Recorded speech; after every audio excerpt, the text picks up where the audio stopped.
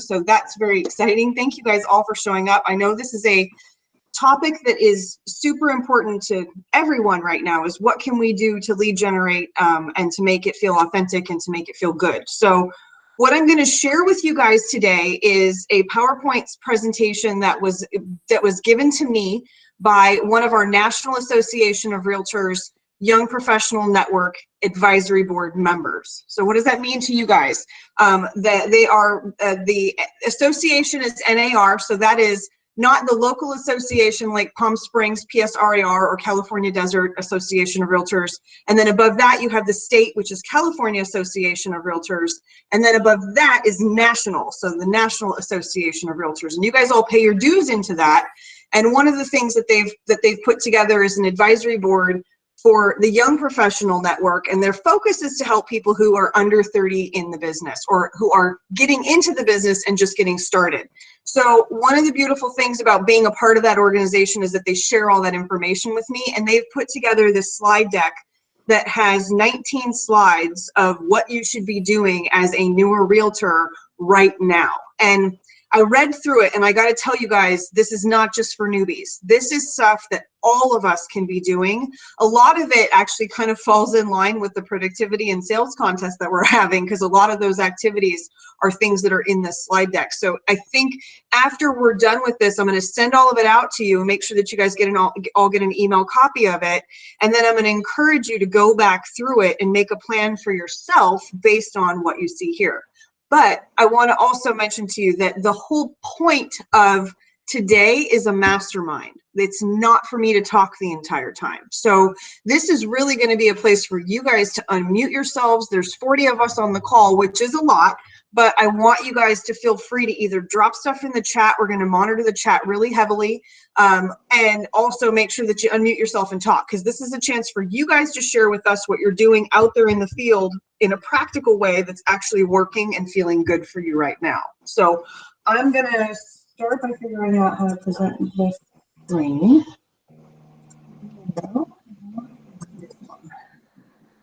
And let's just make sure you guys can see it. Perfect.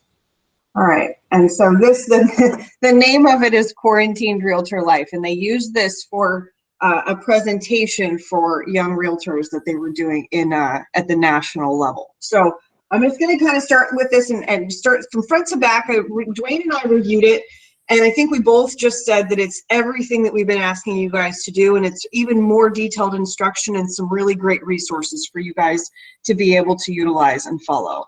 Let me leave the chat open here so I can see it in the corner. Perfect. All right, so first we're going to start, the first thing that they're going to talk about is sphere of influence and relationships. And this is the same stuff that we've been talking to you guys about. Get a CRM and get it dialed in 100%. That's what you guys should be doing right now, is making sure that whatever the CRM, and that's your contact resource management system, is dialed in. You've got all your people in it. All the information is as up to date as possible. We have a CRM available through Berkshire Hathaway. If you're using it, wonderful. Whatever you use is the one that you should use, though. Like, that's the most important thing. We always say that the best database is the one that you'll use. So I don't care if it's a spreadsheet. I don't care if it's an Outlook. I don't care if it's in Top Producer, whatever that looks like. If you don't have one, certainly use the one that we have available. But whatever you're using is great. So get your entire sphere list and database, input into your CRM. Reach out to past and current clients for updated information, best contact info, and any information you can't get via Facebook. The beautiful thing is a lot of stuff is available via Facebook and LinkedIn, and make sure that you're utilizing that as well. LinkedIn is a great place to go to get contact information for people at work. And right now they're all at home, and that's the beautiful thing about what we've been talking about. You can get everybody on the phone right now because they're all available. But Facebook and LinkedIn are a great place to be able to get all kinds of information. And then the next section says to update birthdays, anniversaries, kids' birthdays, and real estate anniversaries. And again, you can find tons of that information on Facebook. And make sure that you're looking there and include all your past clients and leads as well. Do you guys have any feedback for me on that? Is there any other place that you guys are out right now getting information? Drop in the chat for me or unmute yourself. Any other place that you guys are able to get information that you think is a good resource?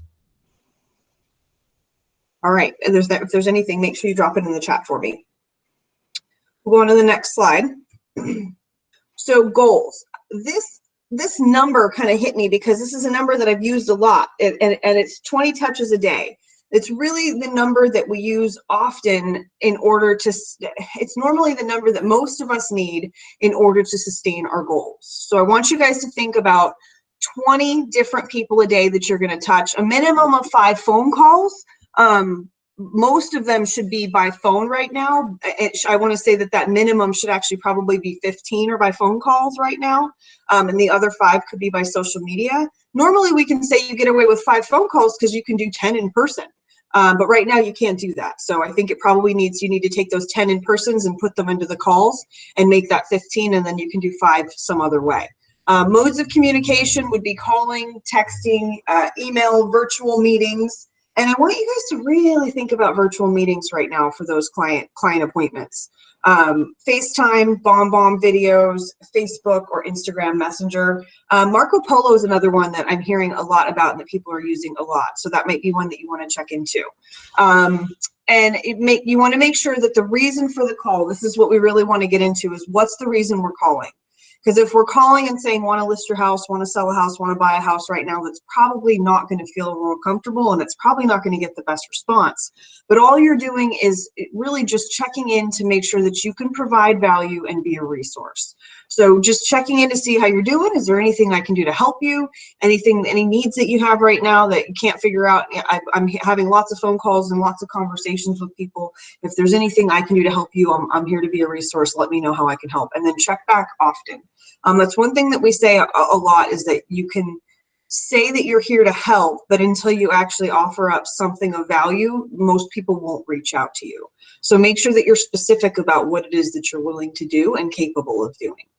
And then 5 face-to-faces per week. Now, some of you are going to look at that and go, how am I doing face-to-faces? I want you to look at these options, and I need you all to start thinking about the new ways that you can do business. So if you're going to get 5 face-to-faces a week, maybe you're having a virtual coffee date with somebody. I'll tell you, that's something to me that if I were you guys and I were sitting home right now, those virtual coffee dates would probably be something I would be doing a lot of.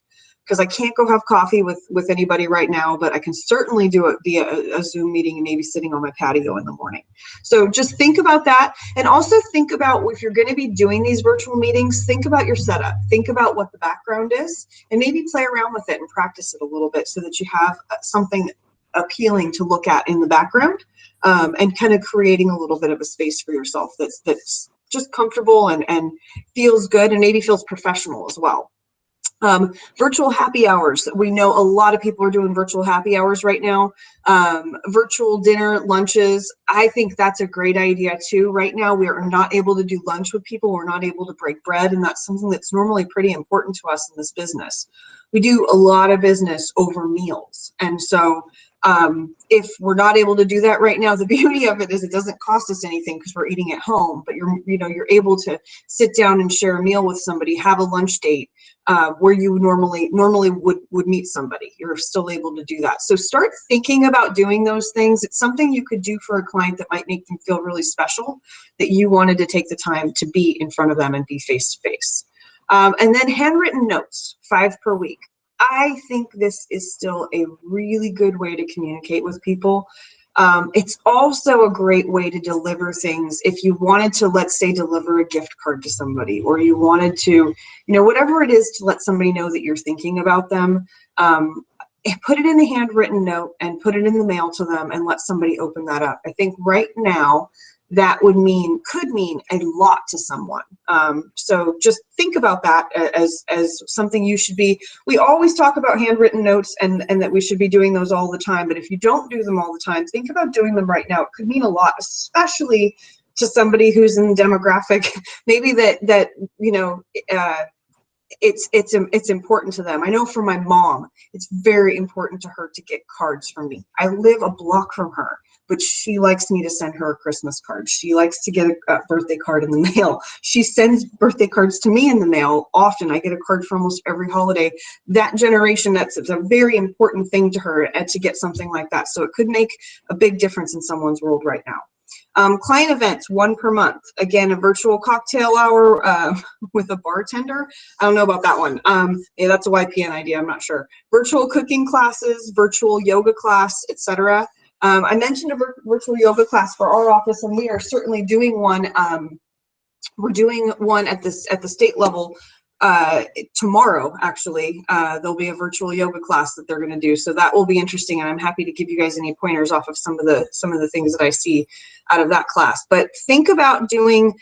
We always talk about doing our client appreciation events. Think about potentially bringing some of your clients together for a conversation, or especially if you have a neighborhood that you form, maybe do a virtual Zoom happy hour for that neighborhood, just so that you can all get together. It would be a great way for you to get in front of some neighbors, in front of a neighborhood that you normally can't get in front of right now. So think about that as well. And then set a daily action plan for yourself. This is wonderful when you're thinking about prioritizing. What can you do? What should you do? And what must you do? The stuff that you have to do, make sure that you get that done first. And then the stuff that you should do should come after that. And the stuff that you can do, or that somebody else could do, really think about what that looks like and how you could potentially leverage that in the future. I always want you guys, when you're doing your calendars, to be thinking about hiring that first assistant and what those jobs are that you would be sloughing off to that person. So you should have that list of their job duties ready, so that when it's time to hire them, you're ready to bring them in and you know exactly what you would have that assistant do. So if you guys could do me a favor, drop some comments for me in here about what you're thinking on these goals. What do you think about 20 touches a day? Do you think that's a realistic number right now? Drop for me if you guys wouldn't mind. Tell me in the comments, yes or no, do you think that 20 is a realistic number? And if no, tell me what you think a realistic number is for people that you could be touching per day. Dale says yes, Bill says yes. I know you guys can certainly do it. You guys are calling machines. So what if we talk about, if you guys are able, does anybody else have any other different feelings on that? I know 20 can feel like a daunting number. So does anybody feel like maybe that's a number they couldn't reach, like they don't have enough people to call to get to that place? Conversations have been taking a while. Yes, we're gonna, I appreciate that. And yes, going through your entire database A to Z. So Scott, I agree with you. When Dwayne and I decided that we wanted to make this next round of calls out to you guys, we sat down and wrote out what the important questions were, and we realized the first question Dwayne asked me when I handed him the list was, how long are these conversations supposed to be? I was like, they're probably going to take a little bit of time, right? So I think really it just, you're right, when there's a need, there's going to be, it's going to take some time, but even when there's not a need, it may take you a while to get to the place where there is. So you're right, this is an investment of your time, and you really got to think about, and we always talk about matching your commitment level. If you're a C buyer, I never want to treat you like an A. First of all, it's going to feel pushy and it doesn't match, right? So, and then if you're an A buyer, you don't want me to treat you like a C. If I treated you like somebody who didn't have very much commitment to this, then you're probably going to buy a house through somebody else. So I always want my commitment level to match yours, and the priority level that you have for buying or selling real estate, I want my priority level to you to match that, right? So going through entire database, 20 a day is a stretch. I do around 5 a day, not to call the same people every week. So that's the number one challenge right now, is how do we add people to the database? Our next, and the marketing piece of it is how you add people to your database. So the first thing, the first suggestion that, well, let's go back here one second. We did get somebody that says that they think a 5 day, Janice says she thinks 5 a day is a more realistic goal. You know, I think, again, when we talk about this, let's go back one second, a minimum of 5 calls. So those are 5 phone calls. The other 15 contacts can be in a different way. Again, normally we do them face to face, but think about what that is. Maybe it's an email. Maybe it's, you know, these are just touches. They're not necessarily face to face or on the phone contacts right now. But think about how you can reach out to people to get more of those contacts, right? I agree. I think, again, if I'm pushing, if we were really pushing hard for something right now, maybe we would be doing those 20 a day, but again, I think it can be a challenge to figure out where we're going to get them. So let's go on to the next. The first thing that they talk about here is turn off all auto marketing and drip campaigns. And so what really they're saying in this slide, I want you guys to take it with a grain of salt here, is to turn all of those off is just to slow everything down. Like, let's stop all the automatic stuff that's being sent. Of course, it says to follow all local and state guidelines for real estate business. It's business as unusual right now, so we want to make sure that the messaging is consistent with what's going on. And it says literally that day in your area and market. So do be careful about that. Be careful about, well, and I'll get to why I say turn off all those marketing and drip campaigns. It's not auto prospecting and searches on the MLS. We're talking about marketing campaigns. That's a little different, Janice. So make sure, again, we're talking about like on your CRM where you have like auto stuff being just automatically sent out to people. We want to just pull all that back because it's an opportunity for you to reevaluate each and every one of your clients, right? Let me just open the chat back here and make sure I'm. Yeah, so somebody in the comments mentioned it, Brian mentioned it's draining, but it's doable. A lot of touch points through text, happy hours, and messages. Many of the leads are coming in through Facebook ads.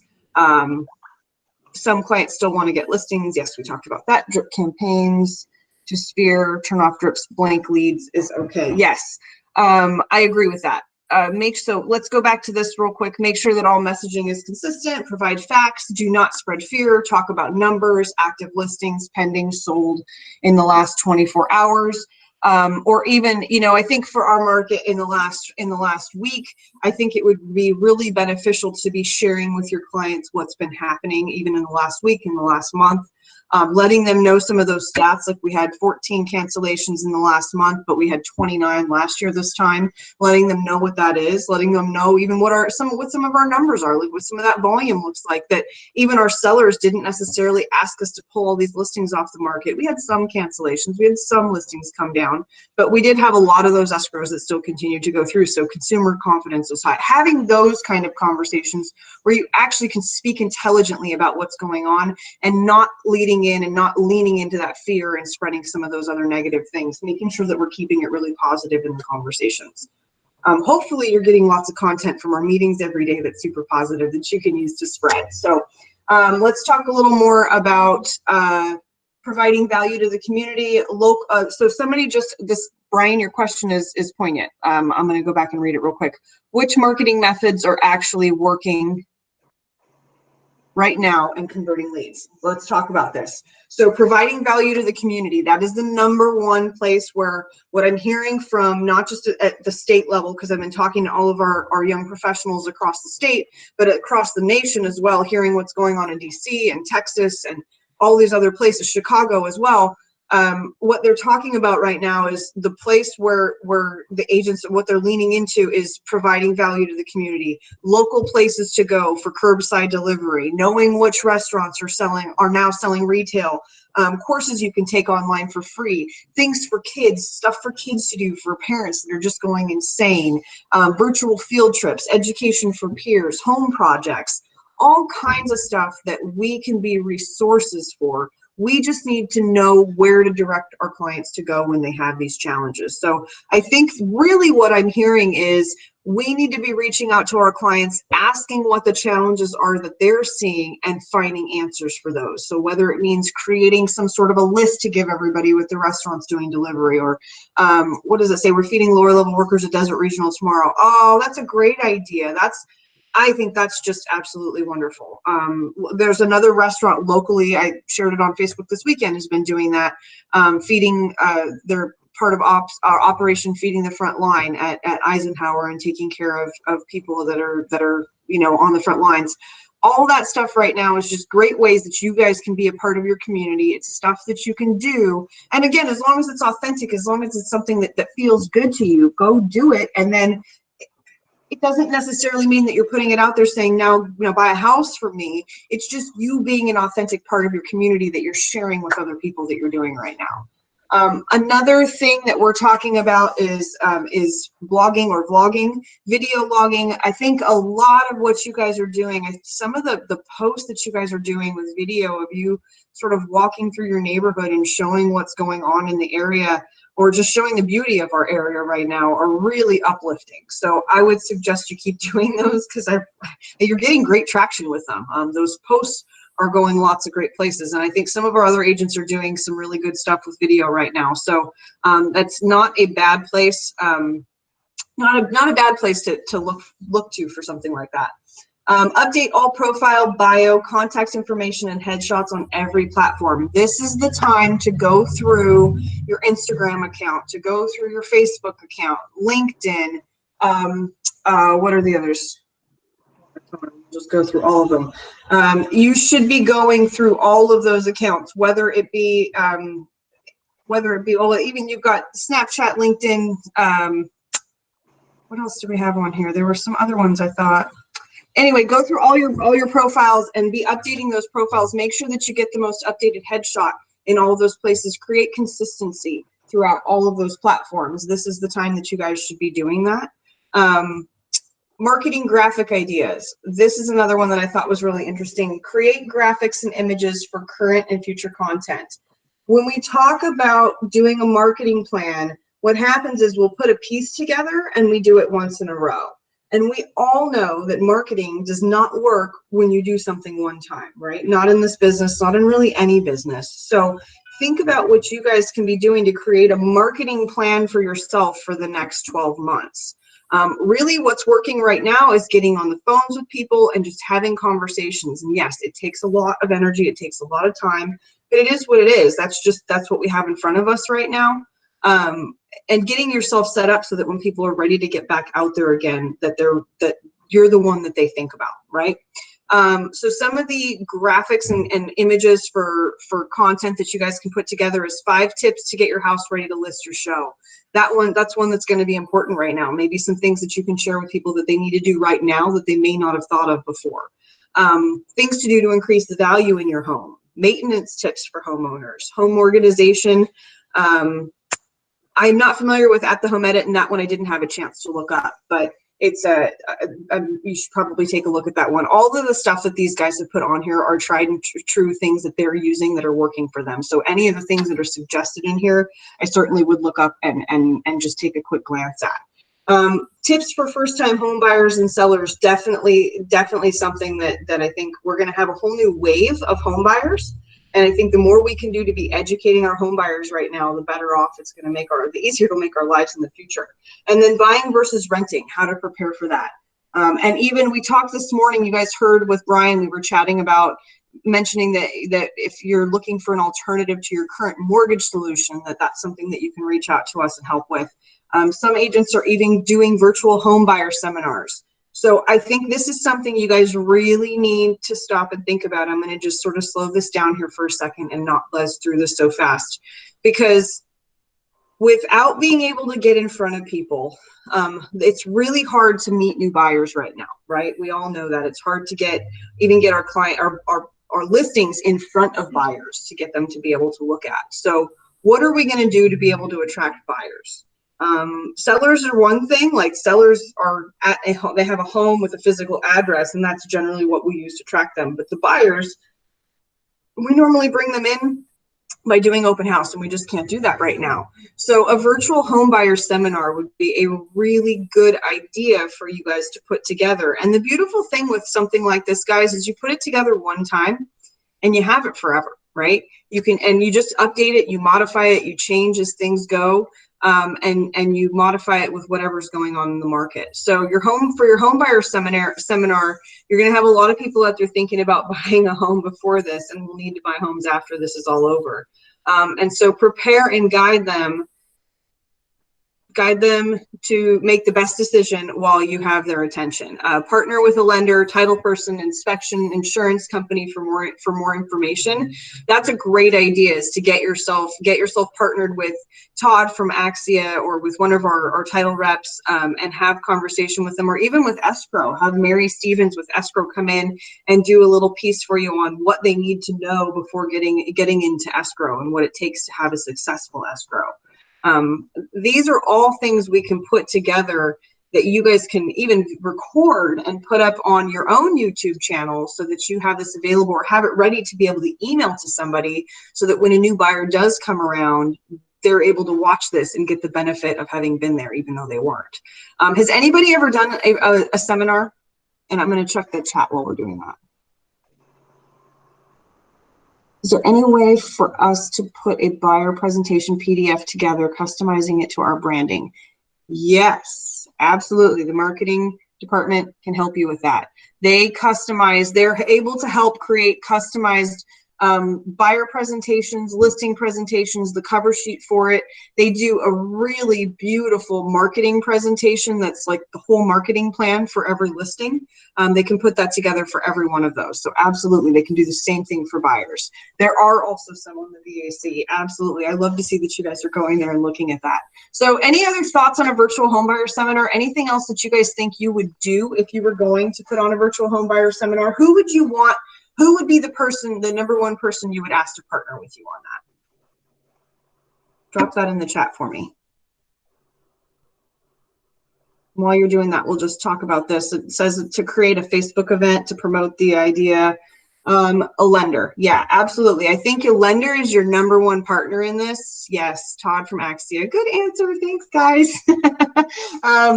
I definitely think a lender, and even getting title and escrow to come in with that as well, or an inspector. That might not be a bad idea as well, to have a home inspector do a piece on that buyer seminar for you. So think about what that would look like, and if you guys are interested in putting together a home buyer seminar, come see Dwayne or I, and we will help you with your agenda and getting it pulled together. If you need any help with the tech, we can also help with that, and be there to be available for you if you needed it. Let's see, share it to Instagram. Any other thoughts on this? I think I'm going to move on from the home buyer seminar.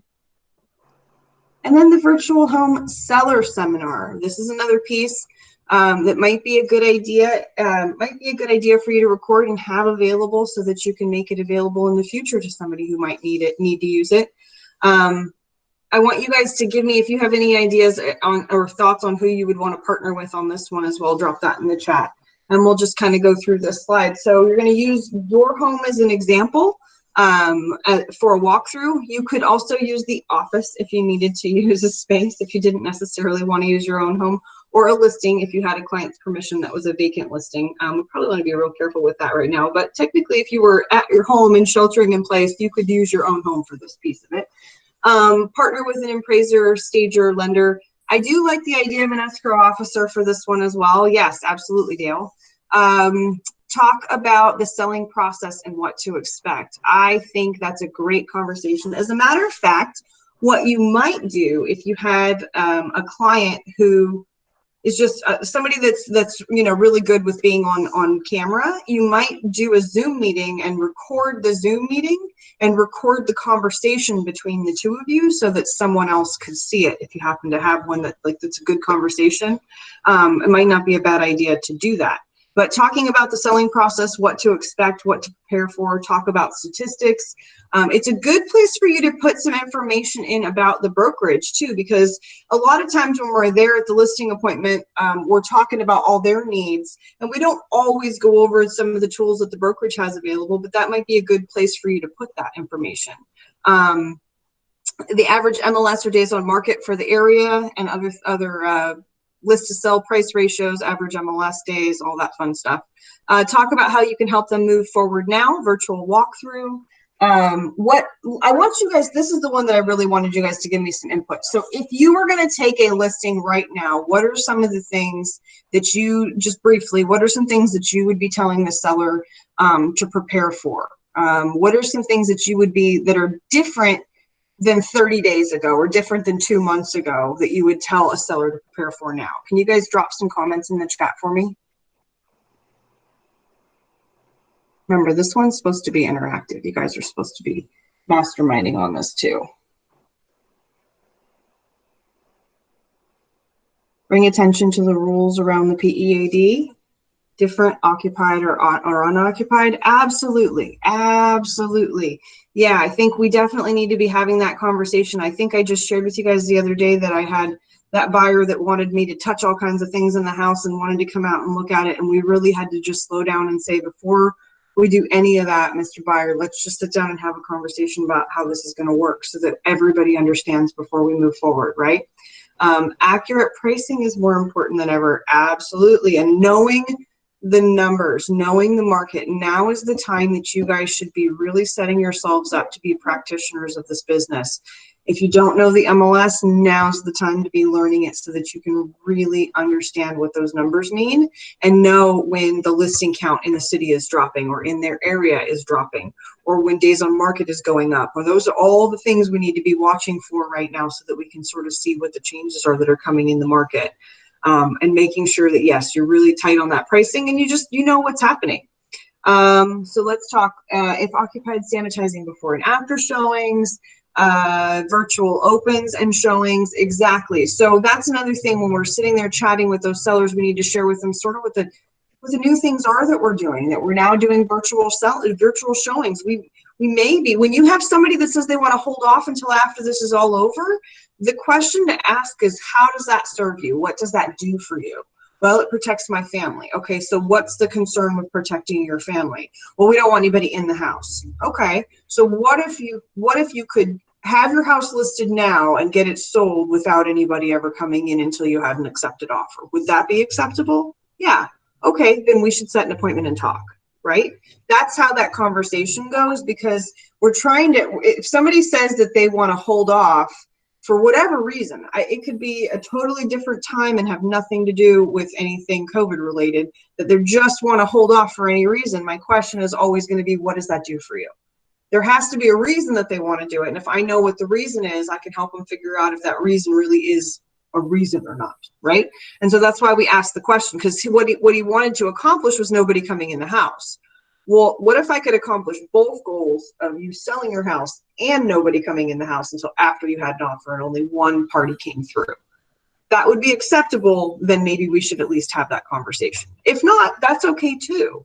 But you don't necessarily want that seller just sitting on the hopes and dreams of tomorrow waiting for this thing to pass when he didn't necessarily need to do that, right? So I think this is, again, us getting in and asking the right questions and making sure that we understand what the real need is and how we can actually serve them. Scott mentioned seller lives local versus out of state or out of the area with regards to how to show the property. Yes, that's going to be different. I think, when somebody's out of the area, we still want to ask the question, what questions do you have for us about people seeing your property, about showing your property right now? We want to ask the question even if they're not in town, because they still have the right, and we should be asking them to tell us what their concerns are, right? They should have, even if they're not going to be here, they have the right to know who's coming in their house and how we're doing it. So I think we definitely need to have that conversation a little differently. And then it will be interesting to see what happens as we move towards the future when things start to open back up a little bit and we do start to go back into people's homes, sort of what that looks like. That will be interesting. So, and it's also going to be up to you guys to share with the clients, just like Dwayne and I share with you, that what we tell you is how it is for today, that it may change tomorrow. But if it does, we'll tell you the rules have changed, right? So you guys are going to do the same thing with your clients. This is what it is today. As things change and adapt, we will adapt with it, and we'll make sure that we keep you up to date on that so that they know what's going on. Any other comments on the virtual home seller seminar? Again, creating the Facebook event and doing all that same stuff, sharing to Facebook and Instagram. You could even buy a domain for yourself for that. If you had like Palm Springs Home Seller Seminar, and you wanted to just keep that domain and keep doing the seminars over and over again. I don't suggest buying your own domain unless you're going to do that, unless you're going to actually continue to do a seminar over and over at the same place. If you're just doing it and recording it, you can post it to a YouTube channel and you don't need to buy the domain for that. Any other comments on that? All right, let's go ahead and move on to the next slide. Virtual open houses. This is the one that we've all been talking about so much. So we've got just some little tips and tricks on how to do a virtual open house. Facebook event. If you guys could tell me how many of you for your virtual open houses that you have been doing, or out of the people on the call today, how many of you have done a virtual open house? If you've done a virtual open, drop a little comment in the chat for me. Nobody? There has to have been one virtual open. Don't make me do a virtual open house extravaganza. I'm going to have to. All right, we really need to be thinking about this, guys. If we're not doing virtual open houses, you guys continue to tell me that open house is the #1 way that you meet new people. And so if we're not meeting new people right now, we really need to think about setting up these virtual opens so that we can make sure that we're still attracting an audience. So let me ask, out of those of you who have not done a virtual open, what is the thing that's holding you back?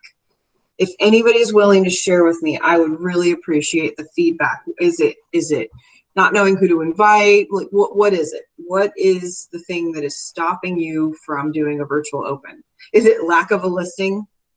I know that that's been a challenge for some people, especially the newer people that don't have their own listings yet, figuring out what to do when you don't have your own inventory. So I'm happy to chat about that. But what's the thing that's holding you guys back from doing a virtual open right now?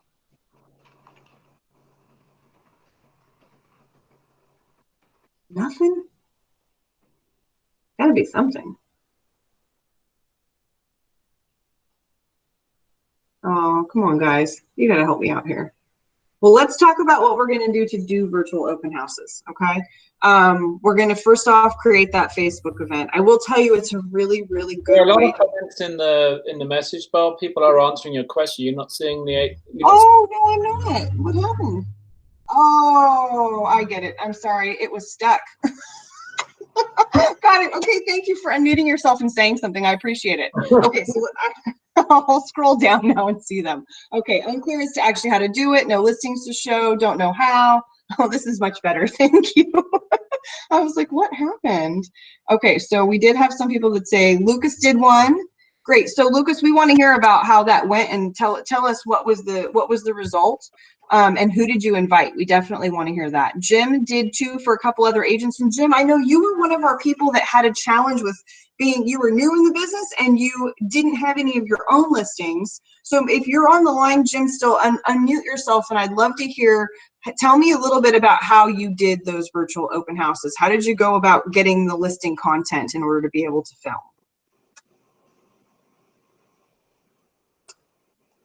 If you're on the phone, I think *6 is what you use to unmute yourself.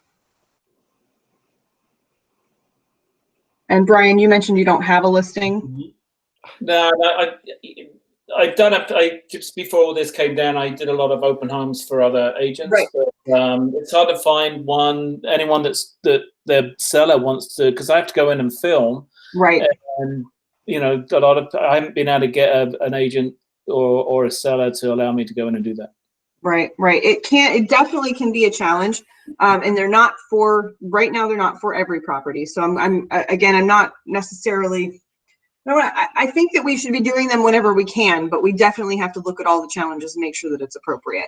So for those of you saying no listings to show, I really did hope that we could get Jim to sort of share with you what he was doing, but I can help to sort of talk about that a little bit. And what I would do if I were you guys, I would go onto Jim's Facebook page and follow him just so you can sort of see what he's been doing with just putting some things out there that don't necessarily have anything to do with past business of his. He's just putting himself out there as being a resource and being able to help. He did reach out to a couple of our agents in the office and ask if he could do opens for them, if he could help do some virtuals.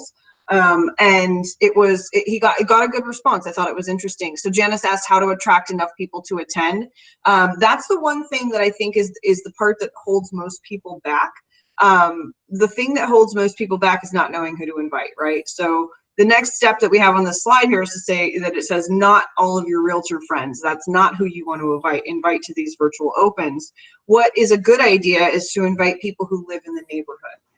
It's not a bad idea. Anybody that you know that lives in the neighborhood, maybe reach out to them individually. What you guys are going to find is you're going to be doing a lot more grassroots marketing where you're really just reaching out individually to people and saying, hey, do you know anybody that might be interested in this who could share it? If you could share it with them for me and make sure that they get an invite to the event, I would really appreciate it. Make sure that those groups that you create inside Facebook are open so that others can invite other people into them.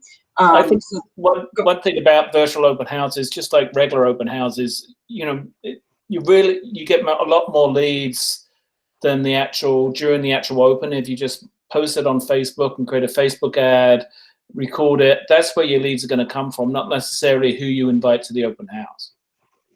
Thank you for saying that. You're right. It is not about It's not about the people that come to the open house initially. I mean, it is. Those are your audience, and those are the people you engage with at the open house while you're doing it. But once it's over, that is the beauty of the virtual open house, is that once it's over, it's there forever.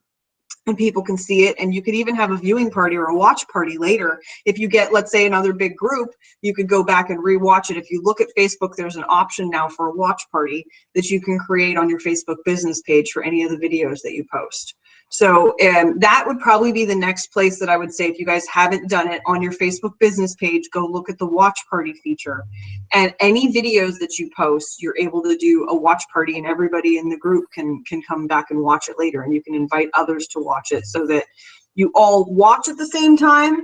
The beautiful thing about the watch party and doing that is that you, as the agent, you get to sit and watch all the comments happen, and you get to reply back to them after the video's already been done. So you're not trying to reply to comments while it's happening. It's sort of like if you guys watch me try to reply to the chat, well, you saw it today for sure, reply to the chat while I'm doing this. It's really hard to do both at the same time.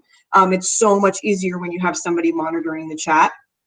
And you can run the PowerPoint run the presentation, or have the conversation with whoever's there, and make sure that you've got somebody else helping you with that piece of it. It's not a bad idea to have an extra hand in that.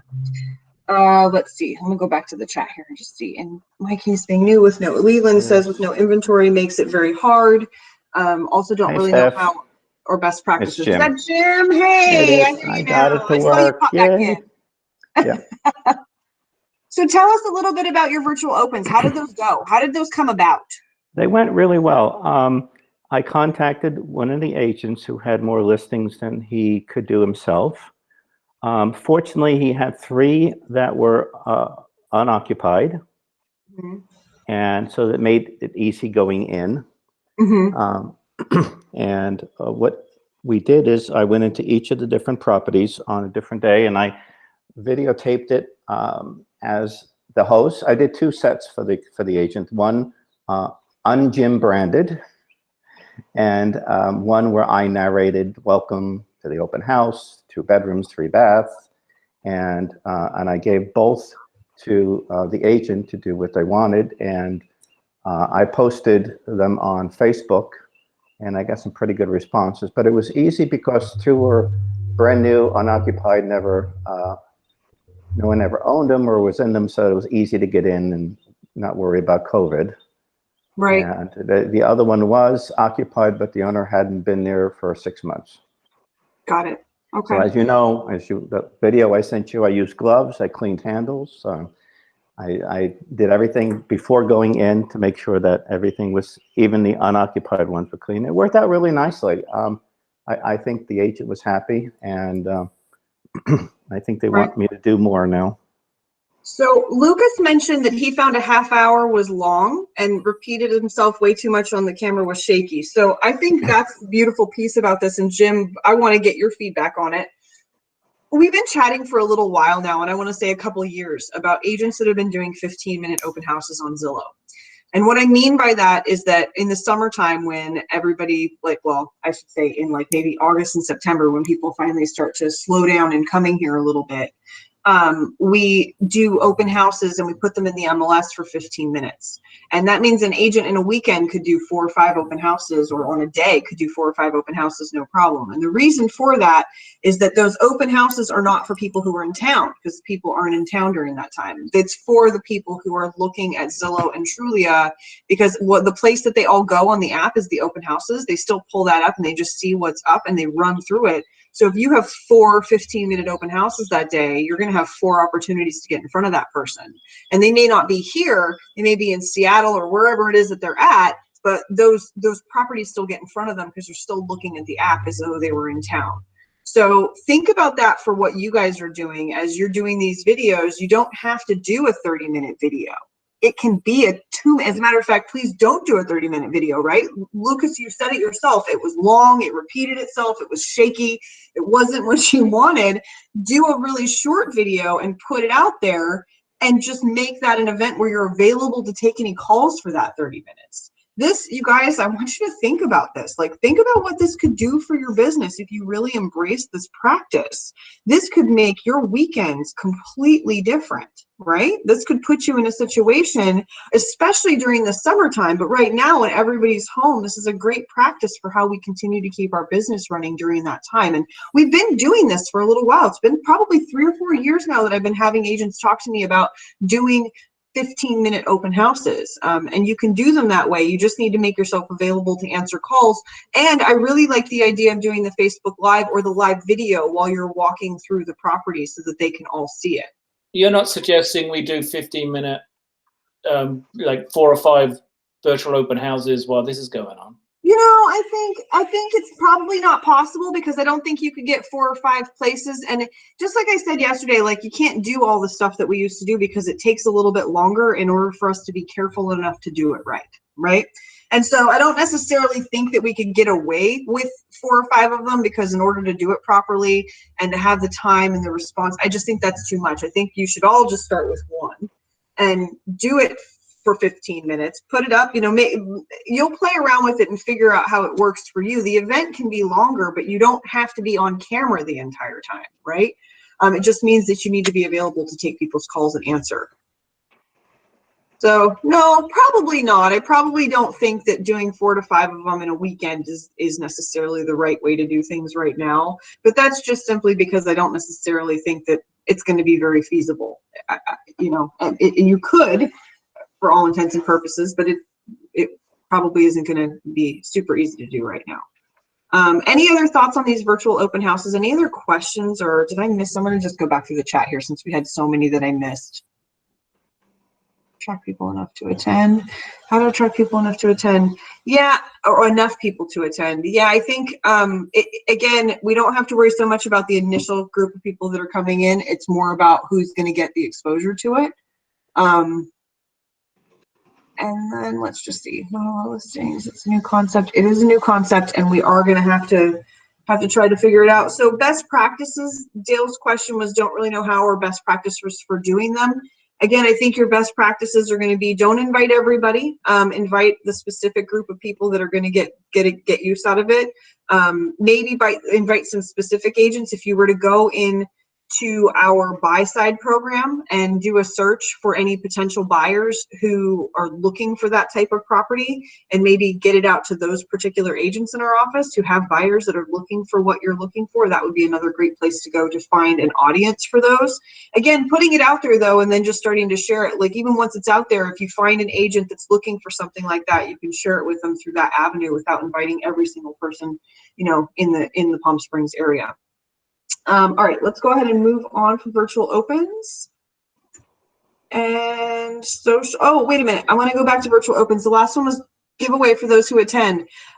Create a giveaway virtually and think local. That's probably a great idea right now, is a local gift certificate or a local gift card for something.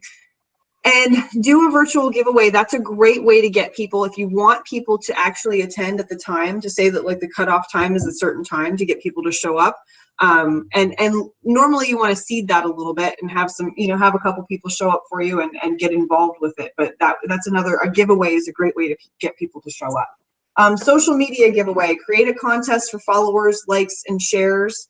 Oh, that's a great one, is to do some sort of a little contest for, you know, for getting people to like and share your stuff. You'll notice when I ask you guys, that's why I was a little curious what was happening today, because normally when I ask you guys questions, you drop them in the chat for me and the conversation really just flows. I was really shocked what was happening there. That's why I looked so perplexed. I think it happened again. I lost some of your quotes here. Do video in advance, but run it live. I love the idea of Zillow open houses. How do we connect with that customer if a premium agent is on the site under that listing? So really, honestly, that is all through Zillow you would have to do. What I was getting at is that when you put your listing or your open house in the MLS, it already truncates out. It goes out to syndicates to Zillow and Trulia. So that's where, those are the two sites where lots of people are looking. So they're going to find that open house through that process. I don't know your question of, do we connect? Oh, wait a minute. Sorry, the chat just went away. What keeps happening here? how do we connect with that customer if a premium agent? I don't know the answer to that question. The point that I'm getting at is that it gets the listing in front of the buyers that you're looking at, so that they're looking at the property. I don't have an answer to that piece of it. How do you advertise for a Zillow open house so people can access? Again, you put it in the MLS and it's going to go there. It's about getting these listings in front of the right buyers and getting them in front of as many people as possible right now. Could an agent who is going to be doing a virtual open house notify other agents in the office so that we can attend and get an idea how it should work? Ooh, that's a great idea. Maybe they can get Laura so if,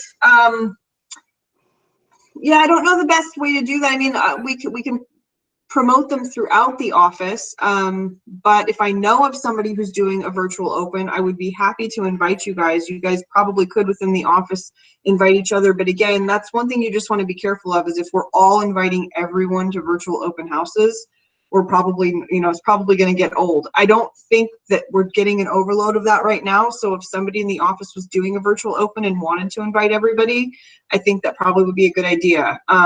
Just let's be careful that if we start to see lots of those, we may have to stream it back just a little bit, because I don't want you guys to overwhelm each other.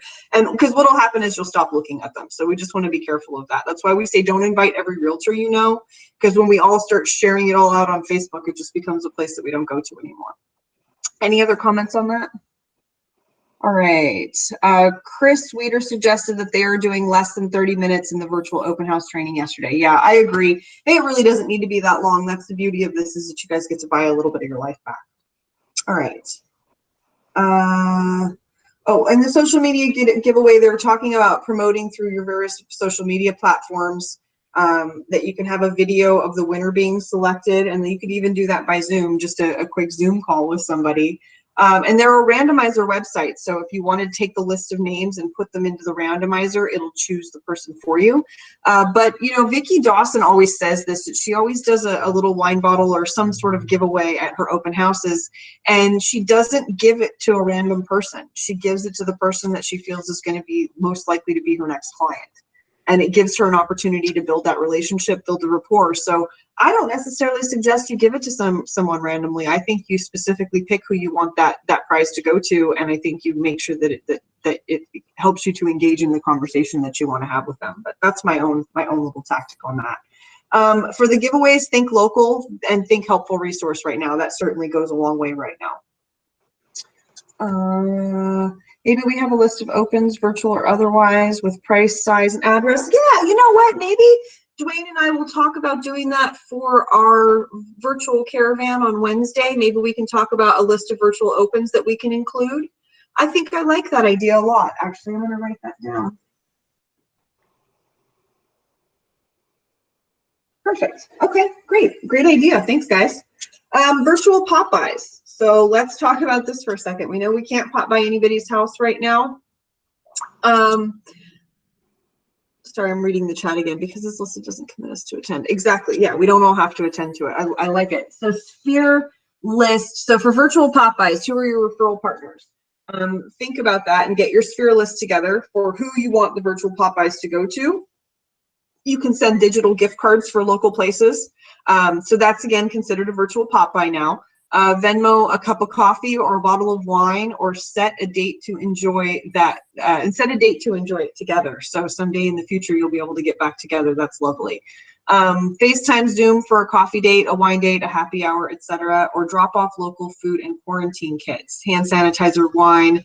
I think I'd be careful with dropping off things right now. Still, I don't necessarily think that is always appropriate, especially with the shelter in place that we have in Palm Springs. I might consider probably waiting on that. Remember, again, this is a national resource, so not all of the areas are affected the way we are. So I probably would still, for the time being, would avoid dropping anything off at somebody's house. But even sending a list of home projects or things to improve your space, things to think about, is probably not a bad idea. That could certainly be a virtual piece that you put out to your sphere of influence. And then listings and transactions. let's see, call all of your clients, let them know what is happening with our market, review recent 24-hour MLS updates. So any of your current clients that you're working with, this is stuff that you should be doing with them on a regular basis anyway, but it's a great little reminder not to hold any personal or in-person open houses. Again, we're thinking virtual, doing everything we can to adjust to this new normal. And then incoming listings or currently on the market properties, get a video, virtual tour, Matterport added to all of your listings. For any new ones that come up, this is the piece that you want to be adding, but for any that you currently have, they're suggesting that we do that as well. Make sure that you add to all your websites and social media. So if you don't have virtual tours of all of your listings added, make sure that you get those as soon as possible so that you're serving your clients. I think that's one thing that our sellers are going to be looking to us for, is they're going to be asking, what are you doing differently in this market? What are the changes? And we need to really be able to tell them what we are doing differently. And so making sure you're at the forefront with having virtual tours on every property, I think is going to be very important moving forward in the next, well, not the next little bit, for the next foreseeable future.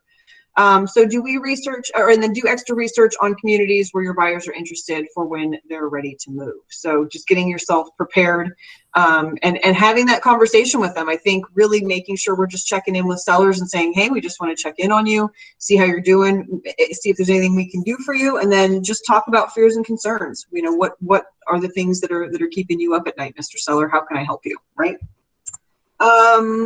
Video, create a YouTube channel if you don't already have one. I think Dwayne and I tried to set a good example for that this last week, 2 weeks ago, by setting our YouTube channel for you guys. And then if you do have a YouTube channel, freshen it up and make sure that all of your info is current. Again, update those profile pictures. And then film an intro video to YouTube and introduce your channel and yourself. So an intro video is a great way for you to do a little video biography of yourself so that you can let everybody know who you are, and give your little elevator speech. That's the 30-second speech that we should all have ready to go at the drop of a hat so that we can make sure that anytime we meet anybody, we know exactly what to say, to make sure that we know how to introduce ourselves properly. So come up with your little 30-second elevator speech and take some time to video that speech and put it up on your YouTube channel. This is also a great time to make a series of educational videos that you can put on your YouTube site. We talked about all of these home buyer seminars and seller seminars, recording all of those meetings so that you have them available. Just like we've done with this class and every other class we did for the last week, we've now started recording those and we're uploading them to the YouTube channel so that you guys can go there and get that information anytime. It's also a great way for me as your manager to take the pressure off of me that after I do this class the first time, the next time I want to do the class, I can either run it myself or I can take the video and just have one of the new agents that comes in watch it. Or anytime a new video or a new agent joins our office now, I can say, go to our YouTube channel and watch all of our videos and get yourself caught up, right? So it's a great way for you guys to buy a little bit of your life back, to get those presentations on video and to get yourself comfortable with being in front of the camera. Take this time to film a series of educational videos. Take a walk around your neighborhood, shoot a community video. You guys are doing a great job with that already. I think I shared with you guys that the one thing I learned throughout this process was that I learned that I like the way a community comes out on camera when I'm on my bike significantly more than I like it on foot or in a car. Or even by drone. I'm not fond of that, but I really like the way it turned out on my bike. So I think I'm going to get a GoPro camera. And I was really thinking about anytime I take a new listing now, I might do some video of the neighborhood from my bike and my GoPro. That might be a new way that I'm doing things. And that's just something I learned throughout this process. I'm really watching some of it. I just learned that I like the way that looks so much more. So just something to think about. Send video message updates to your clients with market activities, asking if you can do anything or provide a resource for them. Again, a video is always a great way to communicate with people. I do think that individual videos are actually not a bad way to do this. I think doing a mass video works sometimes, but sometimes it can not come off right. So just be careful make sure that you're sensitive to the environment when you're doing that. And if you ever want to have it run by one of us, we're more than happy to, or have another agent look at it and just make sure that it's as sensitive as you want it to be. And then Facebook, you want to make sure that you go through all your profiles right now, whether it be Facebook or Insta or any of them. Update your profiles, making sure that they're all updated and accurate. And then making sure that you friend request all of your clients, past clients and sphere of influence. It's really important you get them on there. You'll notice, I think that's one of the very first things I do when I meet an agent that I'm interested in attracting to the company is I friend them on all of the social media platforms that I can find them on. Just, it allows us better ways to connect, right? I'm not going to read the rest of the slide. I'll let you guys read through the rest of the slide, but I want to hear any other things any other thoughts you guys have on Facebook. Tell me what your thoughts are. The market report is one source that they can use as well. Absolutely, that's a great resource for you to be able to use for information for some of these videos. Anything else? Any other ways you guys are using Facebook right now? I think it feels to me like our office uses Facebook a little heavier than Instagram. The next slide is actually on Instagram. So why don't we do this? Let me ask you guys, out of who's left here in the room, who uses, do you use Facebook or Instagram more or is it more, which one's more likely for you to go to if you're going to post something? Would it be on Facebook or Instagram? We got Facebook, Insta, Facebook, Insta. So 1, 2. Yeah. Yeah, I started recently using Insta because you're right, Dwayne, you can populate both. I like that I can just flip the little switch and it puts my post on Instagram and Facebook at the same time. So I think the majority is Facebook, but we still got plenty of Instagram users. And Scott Walter mentioned that Instagram has nuances that make it difficult to upload and post. I'd like to hear what you think those are, Scott, because I felt the same way until I started using it a little more, and I don't necessarily feel that way now, but I would love to hear what your experience has been. So Dale says Instagram and then out to Twitter, Facebook, and LinkedIn. That's great. Good for you that you're doing all of them. Was that Scott? Did you unmute yourself? Yeah, I did. Instagram, for me, I've been trying to get things on my Realtor Instagram page, and it seems like being able to upload it in the way, in the fashion that I want to do it is hard. I'm not a fan of doing it through my smartphone. I would much rather do it through the application, and I'm having a hard time with that. And it's driving me crazy. Right.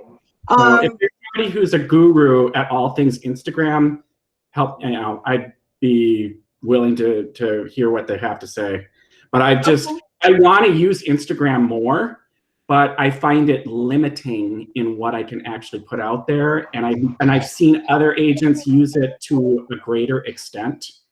And I've been having, I don't know if it's my settings or what it is, but I've been having issues with it. And I've been trying to get a hold of, I wanted to get a hold of some people in-house to see what their experience is like. And if they have a better way to approach it, I'm all ears. How do you guys feel? Does anybody have any comments on that? Tim mentioned if you have a hashtag, if you hashtag a lot on your post, you'll get more followers. That's true. For Insta, for sure, like it's some sort of an obscene number of hashtags that you're supposed to have. It's like 30 or something like that is the optimum number to have. And so what I have done is I have a couple different types of posts that I make. Like I have my Berkshire Hathaway posts. So I have in my notes on my phone, I have a list of all the hashtags that I use. You'll notice like anytime I welcome a new person to the company, I use the same list of hashtags. That's a note in my phone. Every time I take my dog anywhere, I use the same group of hashtags. That is in a separate note in my phone. So it might not be a bad idea for you guys to come up with your list of hashtags that you want to use and create them, save them someplace so that you have a list of those. That really is the way, because what you'll do is you'll put in a hashtag of Palm Springs, and then if I like your post, and then let's just say I like, you know, a couple other things that say Palm Springs, it'll ask me if I want to follow that hashtag. Now every time you hashtag Palm Springs, I'll see your post. And it may not mean that I'm friends with you. I may be friends with someone that you know, but I'll still see your post. So really think about how you're utilizing those hashtags and what those are that you're using, because you will get followers that are not your friends. You'll get people looking at your posts that you don't even know. It's a powerful way to do it. Tim says hashtag Modernism Week was a good one for me. Yeah, that probably would be a good one. Most social is gearing to mobile. Yes. I agree. Most of the social, I went to actually send you guys something from Texting Base today on my computer, and I turned around because I wanted to put a cute emoji in it. I turned around and went to my phone instead because I can do the cute emojis from my phone, but I can't from the computer. Instagram is much more based on using it from your phone as opposed to Facebook. It kind of goes both ways where you can use it from the computer comfortably. But for the most part, Instagram and all that stuff is really just geared towards the phone. We keep seeing people saying that yeah, you're posting to both of them from Instagram. You're going to both places. Absolutely. Anything else on Instagram that you guys want to include? I'm going to let you guys read through this slide because we are already over on time. So this is just about needing education and some resources for you. One other thing it's really important to us right now is making sure that you guys are taking a break from some of this stuff every now and again and making sure that you get out, take a walk, get to know your neighbors. And of course, we all have to socially distance, but now is a good time to really get to know people because we're seeing them out and about, and just making sure that we're taking care of ourselves throughout this process. There's some great tools. There's a list of tools and software that's available. Again, I'm going to make this available to you guys after this meeting, but this is just a list of virtual software that you can use, whether it be Zoom for your happy hours, FaceTime. Be Live is a great one if you wanted to kind of create a channel where you're doing a lot of video. Be Live is a great source to use. Canva and postermywall.com are two sources that were introduced to me this weekend for graphic design. And I'm going to tell you, Canva was a little frustrating to me, but Poster My Wall I thought was one of the coolest programs I've ever seen. I think it's like $12 a month or something like that. I haven't signed up for it yet, but I'm probably going to. I just really liked some of the stuff that you could do with it really quickly. So you guys might all want to take a quick look at that one. Out of all the stuff on here, other than Zoom, I think Poster My Wall was the one that excited me the most. And then there's a list of realtors here that you can follow. These are all young professional realtors. Felicia Modis is one of my friends out of San Francisco. She's one of our really young professional realtors. She's in her 20s and is kind of killing it. But this whole list of people, I would find them on Instagram or on Facebook and follow them and watch what they're doing. They're doing some really, really cool stuff at a high level. And again, these people are from across the nation, so they're not necessarily in your area. None of them are in our area. So they're not your competition, but they're just cool people that you can watch to see what they're doing. And then this presentation was actually put together by a friend of mine, Kristen Knight. She's the one who put it together. So I would like for you guys to drop for me in the comments, what did you get out of this? What is one thing that you might do differently than what you're doing right now? So drop that for me in the comments before we end this today. This was once again a lot of me talking, so I'm sorry. I was really hoping for a little more interaction on this, but I didn't realize those slides were going to take so long to get through. All right, let's see. Anybody have any plans to take anything that they learned out of this presentation and put it into your business? Social media utilization. Yes, we definitely need to be utilizing social media right now to build our brand. Just about everything. Thank you, Conrad. I appreciate that. Yeah, there's lots of good stuff in here. Janice says she needs to review and prioritize, elevate social media present, investigate Instagram more. Yeah, you guys, I would tell you that I think that's one place where there's a little a meme that went around a while ago, and it was about like social media through the eyes of the eyes of your donut. And so Facebook is the place where you would tell people about your donut, but Instagram is where you would take the picture of your donut, right? So really, Instagram is so much more visual than Facebook is. It's really much more about the photos. And that's really what your business is about photos of those properties or lifestyle photos. And so really think about what you guys can do with that business. And especially because anytime you make a post on Instagram, you can copy it to your Facebook page and it'll go to both places at once. Think about what that looks like and how you might utilize that. And also think about how you might take some of your presentations and put them onto video so that you have a place for people to go to sort of, again, when it gets busier, a place to buy your life back, to let them go to look to that. Jim says he needs to make lots of YouTube video. Yes, I suggest you all make yourself a YouTube channel. If you don't have one, now's the time to do it. Now's the time to get yourself a little set up so that you're comfortable with it. And Bill says, your comments combating a buyer or seller who wants to wait until later. Ooh, yes. I definitely think we should have more conversation about that. When we have a buyer or seller that says they want to wait until later, the question is, how does that serve you? What does that do for you? And if the reason they're waiting is out of fear or concern or, you know, just anxiety, then let's talk to them about what that means and see how we might be able to help somebody work through that process, right? I think Bill and I talked about that a little earlier today. All right, guys, this was a little bit longer than I anticipated today, and we didn't get to do nearly as much interaction as I wanted. But if you guys have any other comments about today's class, please feel free to drop them in the chat for me. I'm happy to hang out for a few more minutes and have conversation if anybody wants to, and I'll open it up now.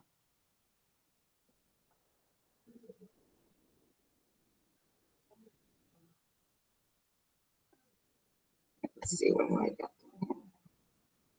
All right, thank you guys. Thank you guys for being here. We really do appreciate it.